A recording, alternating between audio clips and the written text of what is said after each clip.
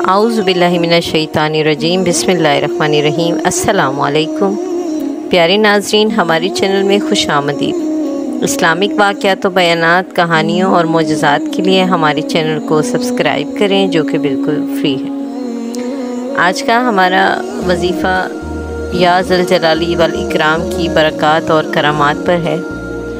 सूरह रहमान की आयत नंबर 78 में अल्लाह ताला ने फरमाया, तबारकस्मुका रब्बिका ज़ल जलाली वल इकराम। बड़ी बरकत वाला है तुम्हारे रब का नाम, वो रब जो बड़ी अज़मत और बुज़ुर्गी वाला है। नबी अकरम सल्लल्लाहु अलैहि वसल्लम ने एक शख्स को सुना, वो कह रहा था कि या ज़ल जलाली वल इकराम।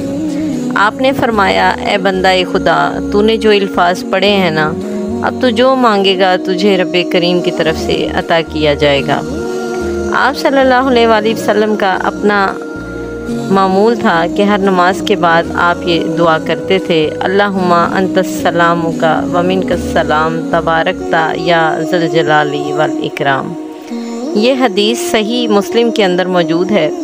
नबी अकरम सल्लल्लाहु अलैहि वसल्लम ने अपनी उम्मत को भी फरमाया कि या ज़ल जलाली वल इकराम को लाजिम पकड़ लो, यानी इसका विर्द किया करो, कसरत से पढ़ा करो।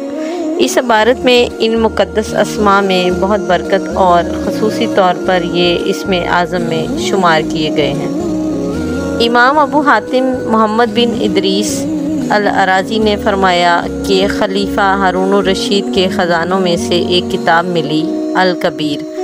उसमें ये लिखा था कि हज़रत आसिफ बिन बरखिया ने जो कलिमात पढ़कर तख्ते बल्कीस को हज़रत सुलेमान अलैहिस्सलाम की बारगाह में पहुँचाया, वो कलिमात थे या ज़ल जलाली वल इकराम।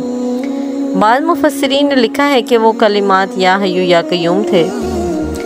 हमारे असातिज़ा तलकीन किया करते थे कि रोज़ाना कम अज़ कम 313 मरतबा या ज़ल जलाली वल इकराम पढ़ना चाहिए। ख़ुसूसी तौर पर वो अफराद जो मुश्किलात में मुब्तला रहते हैं, वो शिकवा करते हैं कि हम कोई भी काम करते हैं वो पूरा नहीं हो पाता, या वो अहबाब जो किसी के मातहत काम करते हैं, वो ये कलिमात ज़रूर पढ़ें।